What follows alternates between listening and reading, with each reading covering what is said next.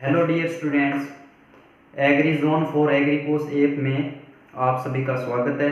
और मैं सुभाष स्वामी एग्रोनॉमी आप लोगों को एग्रीकल्चर का जो मैटर है स्टार्टिंग से अपने स्टार्ट करने जा रहे हैं, जिसके अंदर अपने लॉन्ग टर्म बैच जैसे जेट ICR BHU या एग्रीकल्चर सुपरवाइज़र के हिसाब से अपने सिलेबस को बढ़िया तरीके से वीडियो लेक्चर के माध्यम से विद नोट्सों के साथ अपने इस ऐप के अंदर आपको सभी को ये बढ़िया तरीके से हर चीज़ कवर करवाई जाएगी।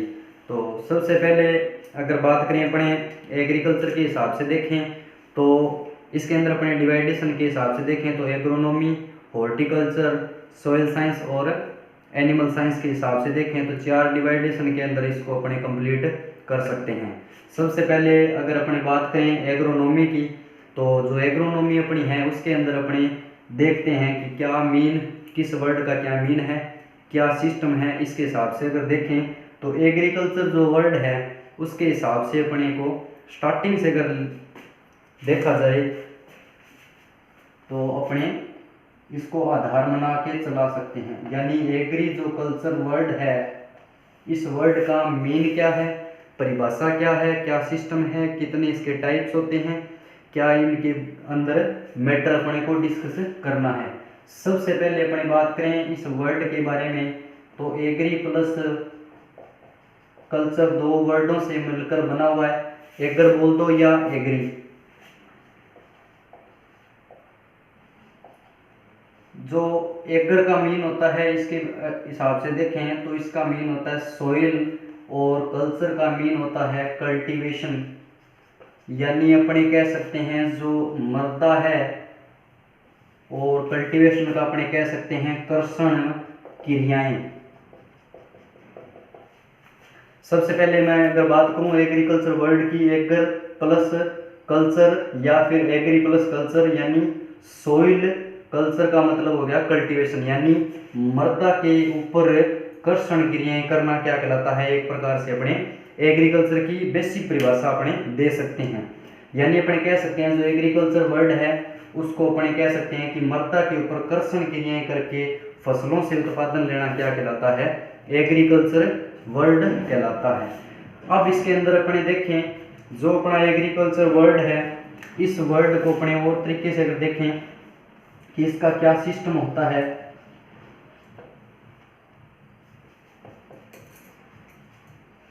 जो एग्रीकल्चर वर्ड है इसको अपने 2 वर्डों के अंदर डिफाइन कर सकते हैं। एक अपने बात कर सकते हैं प्लांट साइंस, और दूसरे की अगर अपने बात करें तो एनिमल साइंस। यानी अपने एग्रीकल्चर के 2 स्तंभ मान सकते हैं, यानी प्लांट साइंस और एनिमल साइंस। यानी अपने कह सकते हैं जो प्लांट साइंस है यानी पादप विज्ञान कह सकते हैं, और पशुपालन विज्ञान, इसके 2 स्तंभ कह सकते हैं इसको अपने। यानी एग्रीकल्चर का जो ये मसाला है यही से स्टार्ट होता है। सबसे पहले अगर मैं बात करूं जो प्लांट साइंस है अपनी, उसके अंदर कौन सा आता है तो एग्रोनॉमी आता है स्टार्टिंग में। 2 नंबर अगर बात करें हॉर्टिकल्चर, 3 नंबर की बात करें सिल्वीकल्चर, 4 नंबर की अगर बात की जाए स्पाइसीज क्रॉप्स, प्लांटेशन क्रॉप्स, और नेक्स्ट अपने बात करें माइक्रो बायोलॉजी।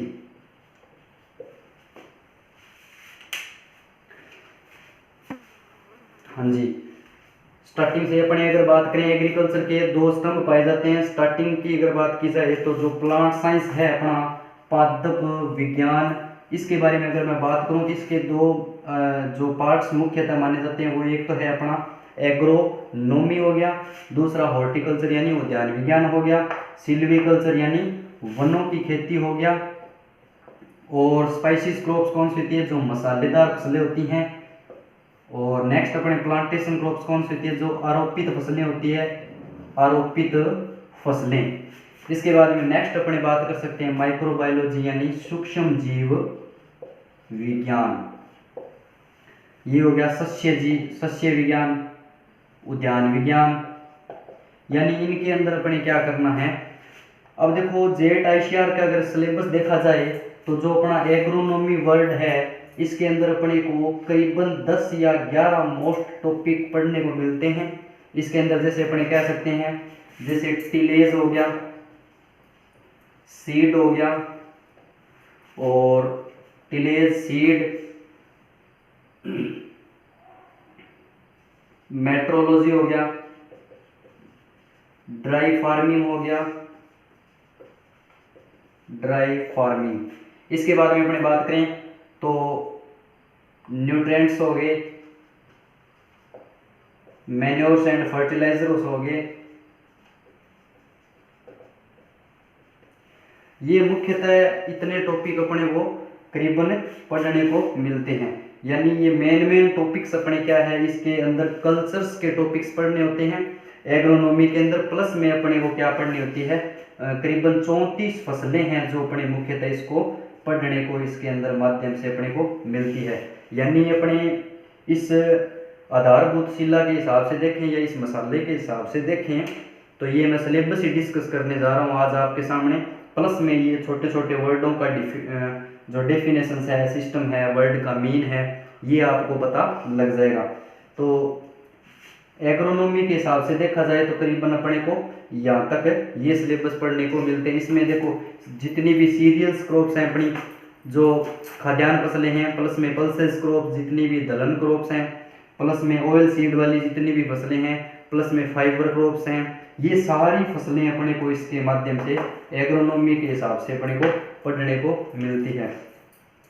नेक्स्ट पार्ट अपना एनिमल हस्बेंड्री का क्या माना, सॉरी एग्रीकल्चर का नेक्स्ट पार्ट कौन सा माना जाता है, एनिमल साइंस माना जाता है। तो एनिमल साइंस की अगर मैं उदाहरण के हिसाब से देखूं तो इसके अंदर क्या किया जाता है, केटल हस्बेंड्री। केटल हस्बेंड्री क्या होता है सर, ये होता है जी काऊ एंड बफेलो दोनों का अध्ययन किया जाता है ना, या जिसके अंदर अपने पशुपालन किया जाता है उसको कैटल हस्बेंड्री के नाम से जाना जाता है। नेक्स्ट अगर बात की जाए, कैटल हो गया, हेन, डक और टर्की, यानी मुर्गी पालन, बतख पालन और टर्की हस्बेंड्री यानी तीतर पालन, ये सारी इसमें प्रोसेस होगी। इसके बाद में अपने बात करें गोट एंड शिप